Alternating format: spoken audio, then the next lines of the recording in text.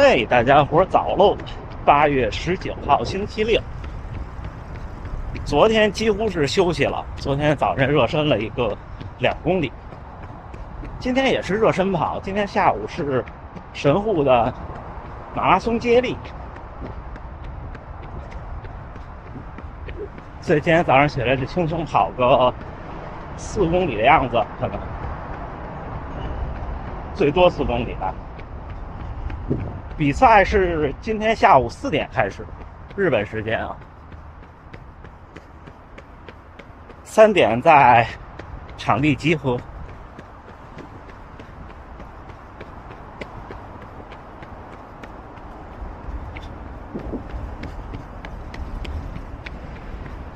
像前天晚上那个11公里训练完，其实是有疲劳的。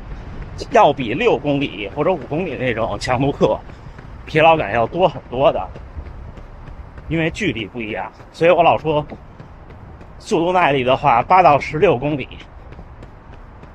不嫌多，但是你要保证你的配速的情况下，你要是说我要是跑到16公里要牺牲速度，那就不要了。就是说白了，要一直有那种带冲的感觉，或者比较累的感觉，有效果。今天就跟大家闲聊2句，聊聊比赛之前。像比赛之前，我这种热身是不够合理的啊，因为比赛之前不可能你提前2天还有大强度的训练，但是因为这个是接力赛，每个人估计最多就是5、6公里。就还好。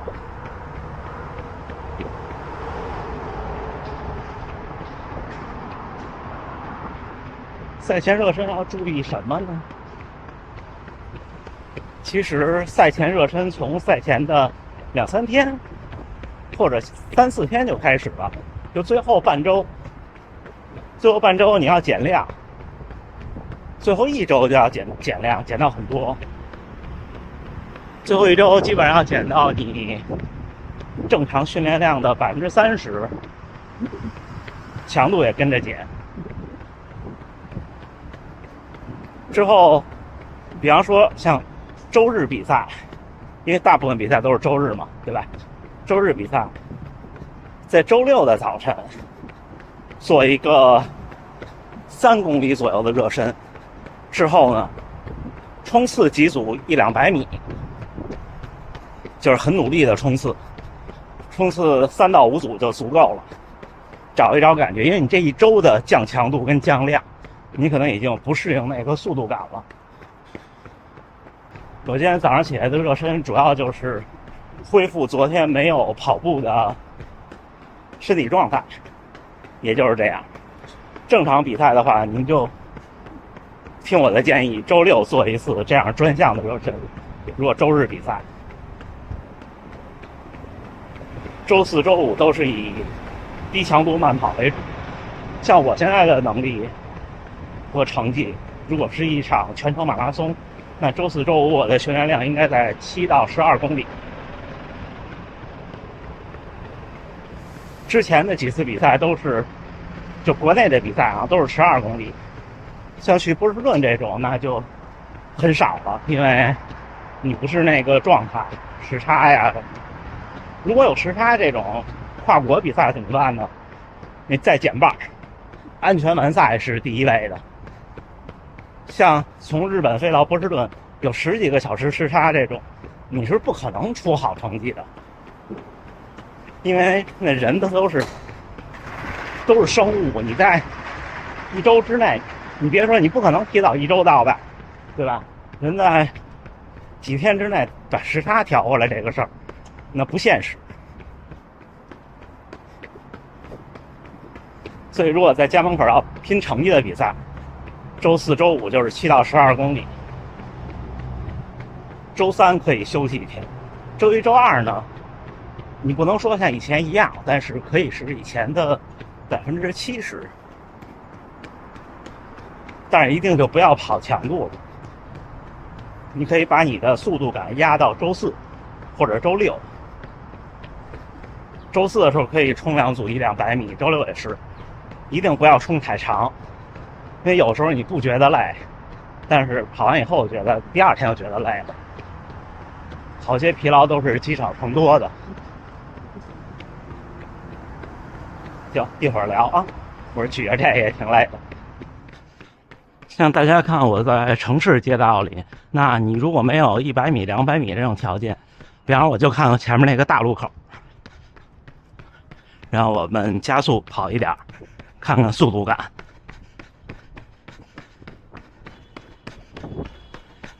你看遇到红灯了，这只能慢一点。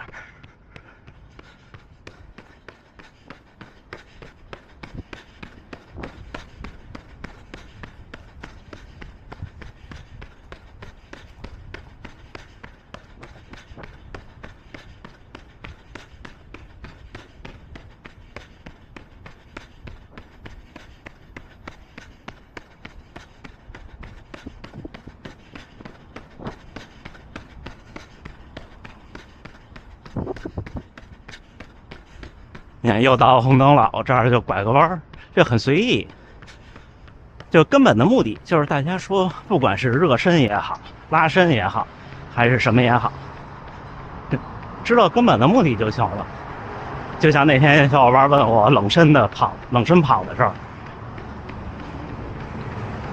对我来说，冷身跑的目的是回家和凑一凑跑量。而不是真的说我让肌肉就能恢复到什么程度，那是不可能的。你相信我，你真正高强度比赛训练之后，你根本不可能想冷身跑，你想躺着，对吧？我们冲到下一个红灯为止啊！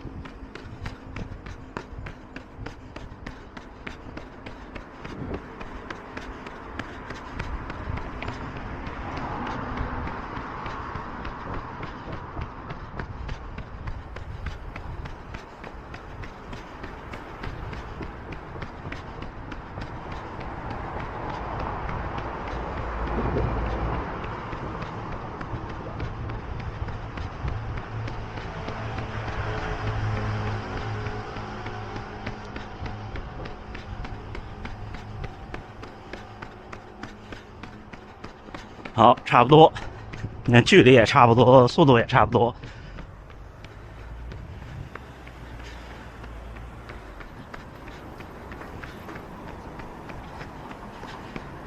基本上这种冲刺，你不说是你的绝对速度吧，但是要比你比赛的速度快。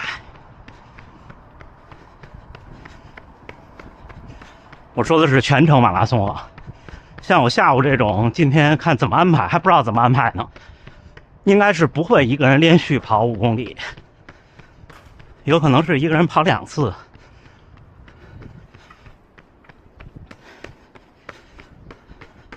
他那个交接棒也跟像跟那个似的，好像是挎在身上的那种，就腰那儿有一根绳，一蹬就松了，还是一蹬就紧了，还得适应适应。但是没那么严格了，重在参与的这种。像前几名基本都在2小时左右的，那个你想努力也没有机会。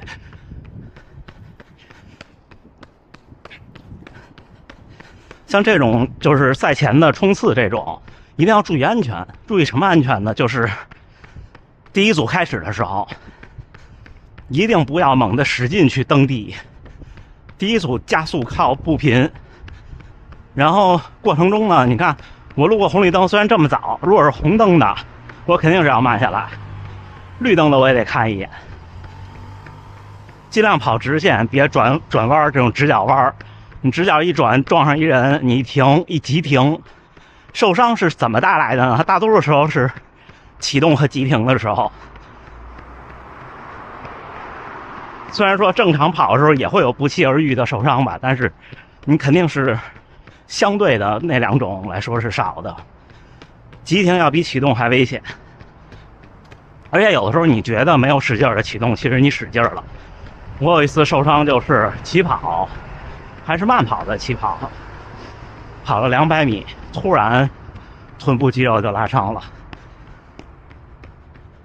所以你不要上来就冲，至少跑个2、3公里，然后开始。你看，像现在这路况挺好，我们就到前面的绿灯。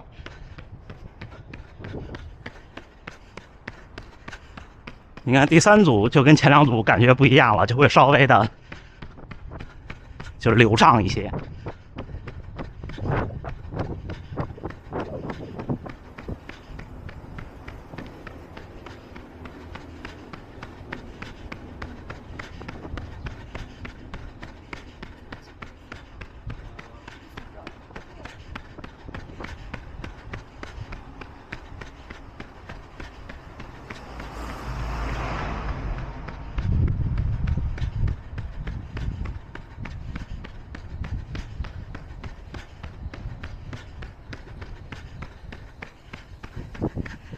这就差不多，这样就可以准备回家了。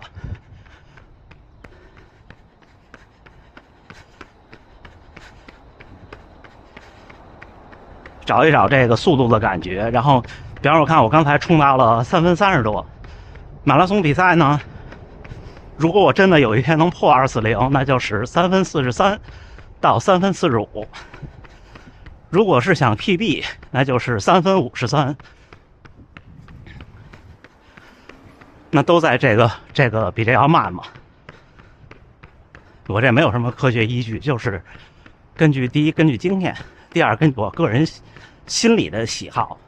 个人心理的喜好很重要。马拉松有很多时候是精神力量，你得把自己先混高兴了，是吧？行，4公里。8月19号星期六清晨6点16啊，跑个热身跑4公里，中间冲了几组，没看距离，就看灯。大家在城市跑步也是这样，千万别执着那个距离，然后你闯红灯，快速的闯红灯，那个很可怕的。像大阪还是相对自由的一个城市，就早上起来这么早，5、6点钟，然后这路很窄的情况下，就没有什么车的路，你就过去了。但是一定要减速，如果你在冲刺的时候一定要减速。如果你是慢跑呢，你看好了，对吧？冲刺一定不要就完全不管红绿灯。你想我这么早呢，也有骑车的人，然后开车的人想这么早呢，他可能也走神儿，是不是？一定注意安全。这就是我赛前基本热身。我正常马拉松之前一天也是这样的，因为今天比较特殊，今天的比赛是下午4点，然后今天决定新鲜穿这双鞋，这是3代的 Vaporfly， 在波士顿买的。今天试试这双。那天的训练强度课什么的都是 160X 3.0 Pro， 不知道最近这个 5.0 怎么样。最近正好有朋友要来，然后说看国内带一双，但是我这找遍了各种平台，现在都是没有货的状态。回头回去看看评测我都忍着没看，感觉那双鞋真的是，那双鞋的动力，就是那双鞋穿上以后的劲儿，要比这双鞋劲儿大。这双鞋的优势是什么呢？可能稍微轻一点，然后呢，透气性稍微的好一点。就轮着穿呗。像跑我这种程度，全程马拉松肯定是要选鞋的，因为42公里。像这种短距离的，包括像10公里那种、11公里那种强度课，穿什么都差不太多，无非就是你的跑起来的感觉可能不一样，但是对成绩来说几乎是没有影响。今天还得带一双拖鞋去，因为一场全程马拉松，我们这个队伍我估计得2个半小时左右到3个小时完赛，我估计。然后期间就我跑完了就换鞋了，因为下午嘛应该是挺热的。